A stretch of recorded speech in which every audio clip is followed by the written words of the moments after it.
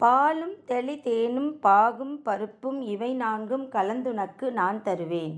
கோலம் செய் துங்கக் கரிமுகத்து தூமணியே, நீ எனக்கு சங்கத் தமிழ் மூன்றும் தா. சிவாய நம. மாணிக்கவாசக பெருந்தகை தொடர்ந்து இறைவனை போற்றுகிறார். என்ன பாடுறார் அப்படின்னா, ஒழிவர நிறைந்த ஒருவ போற்றி அப்படிங்கிறார். அப்படின்னா தாயுமான சுவாமிகள் பாடியது போல, அங்கு இங்கு எனாதபடி எங்கும் பிரகாசமாய் ஒளியாய் திகழ்கின்ற பரம்பொருளே அப்படிங்கிறத தான் ஒழிவு அற நிறைந்த ஒருவ, எங்கும் நிறைந்த இறைவனே போற்றி அப்படின்னு பாடுறார். செழும் மலர் சிவபுரத்து அரசே போற்றி அப்படிங்கிறார்.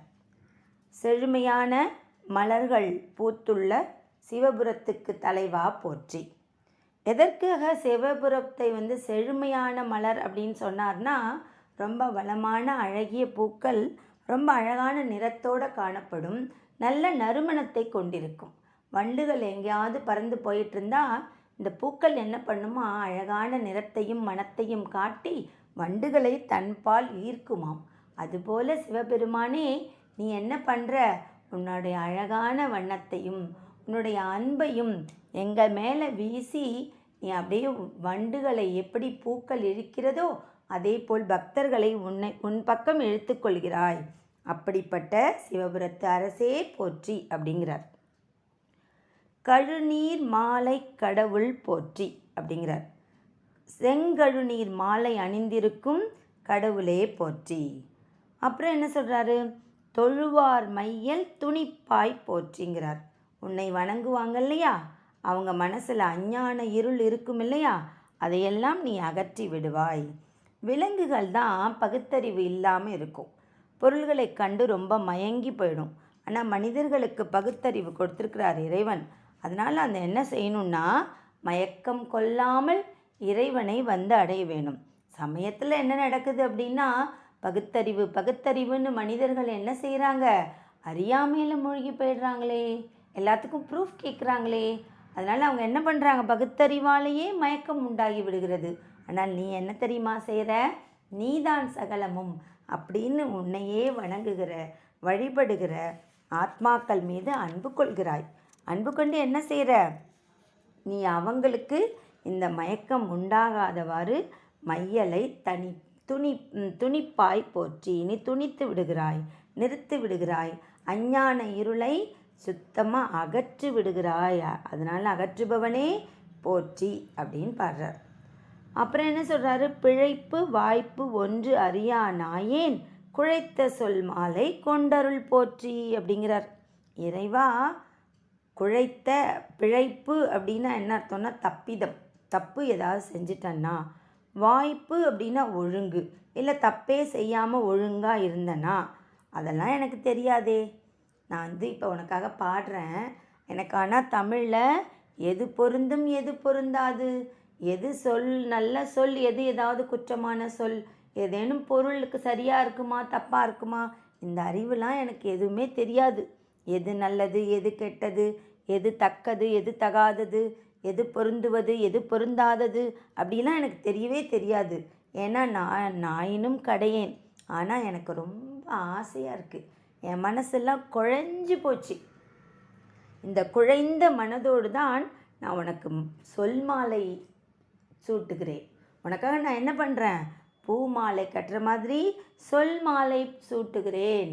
நான் அதை தான் தொடுத்துட்ருக்கேன். இப்போ என் சொற்களை போட்டு போட்டு உனக்கு ஒரு அழகான பாமாலை கட்டிக்கிட்டு இருக்கேன். அதில் தப்பு எது ரைட் எதுலாம் எனக்கு தெரியாது. ஆனால் நான் என்ன பண்ணியிருக்கேன் தெரியுமா, என் மனதில் அன்பை குழைத்து இந்த பாடலை பாடுகிறேன். அதனால் நீ என்ன செய்கிற, ஆகா என்னுடைய பக்தன் என்னுடைய இந்த அறிவெல்லாம் பார்க்காம என் அன்பையே பார்த்து கொண்டு நீ என்ன செய்கிற, கொண்டு அருள் போற்றி நீ அழகாக என் பாமாலையை ஏற்று அருளும் ஈசனே உன்னை போற்றுகின்றேன் அப்படிங்கிறார். இந்த குழைத்த சொன்மாலை அப்படின்னா என்ன அர்த்தம்னா, குழைக்கும் சொல்மாலைன்னு சொல்லலை, குழைத்த அப்படிங்கிறார். குழைத்தன்னா என்ன அர்த்தம், அது இறந்த காலத்தை குறிக்கிறது. அப்படின்னா என்ன அர்த்தம்னா, அவர் அவ்வளோ அஷ்யூரன்ஸாக இருக்கிறார். நிச்சயமாக அவர் அதில் ரொம்ப உறுதியோடு இருக்கிறார்.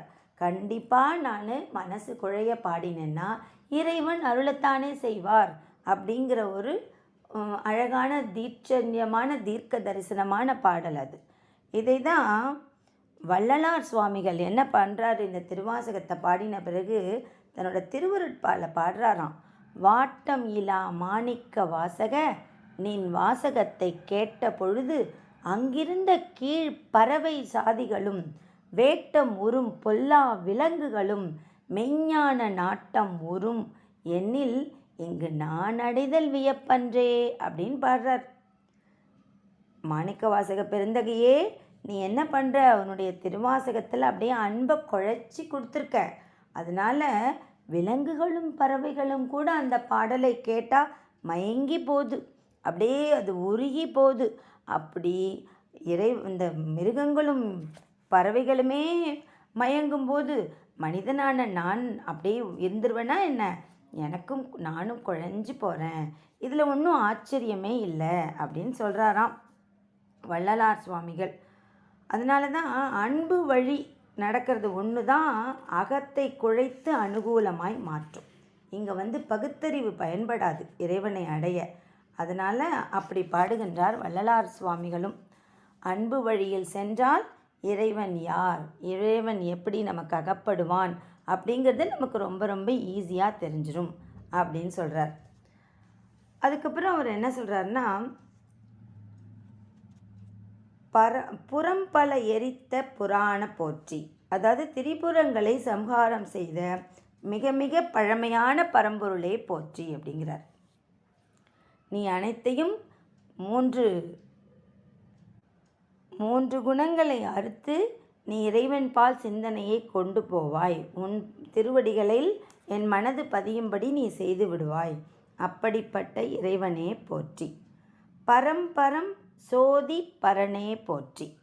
அப்படின்னா நீ யார்? பிரபஞ்சத்திற்கு அப்பாலும் உள்ள ஆத்மஜோதி ஸ்வரூபமான மேலான பரம்பொருளே போற்றி அப்படிங்கிறார். நீ எல்லாவற்றிற்கும் தாண்டி இருக்க, பிரபஞ்ச வாழ்வை ஒழித்து பரபோதத்தில் என்னை நிலைத்திருக்கச் செய்கிறாய். அப்படிப்பட்ட ஜோதியே போற்றி, ஞானச் சுடரே போற்றி அப்படிங்கிறார். அப்புறம் என்ன சொல்கிறாரு? போற்றி போற்றி புயங்கப் பெருமான் அப்படிங்கிறார். புயங்கம் அப்படின்னா புஜங்கம், பாம்பு. பாம்பை அணிந்தவனே போற்றி போற்றி. நீ அழகாக என்ன பண்ணுற? பாம்பை அணிந்து கொண்டிருக்கிறாய். அப்படிப்பட்டவனே போற்றி அப்படிங்கிறார். போற்றி போற்றி புராண காரண அப்படிங்கிறார். அப்படின்னா புராண காரணம் அப்படின்னா முழுமுதற் காரணம். பாம்பை அணிந்திருக்கும் தலைவா போற்றி, அனைத்துக்கும் ஆதி காரணனே போற்றி. இந்த உலகத்தில் இருக்கிற அனைத்தும் உருவாகுவதற்கு யார் காரணம்?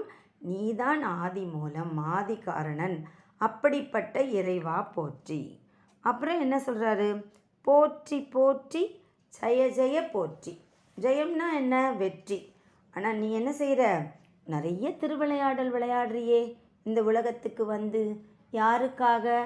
பக்தனை அறியாமை என்னும் இருளிலிருந்து கூட்டிட்டு போய் ஞான சுடரேற்றி எல்லாம் சிவன்தான் அப்படின்னு சரணடைய செய்து உள்ளத்தில் விளக்கேற்றி பரமானந்தத்தை அளிக்கிறாய். அப்படிப்பட்ட பரமானந்தத்தை அளிப்பது தானே உன் நோக்கமே, உன்னுடைய ஆசையே, உன்னுடைய எய்மே என்ன?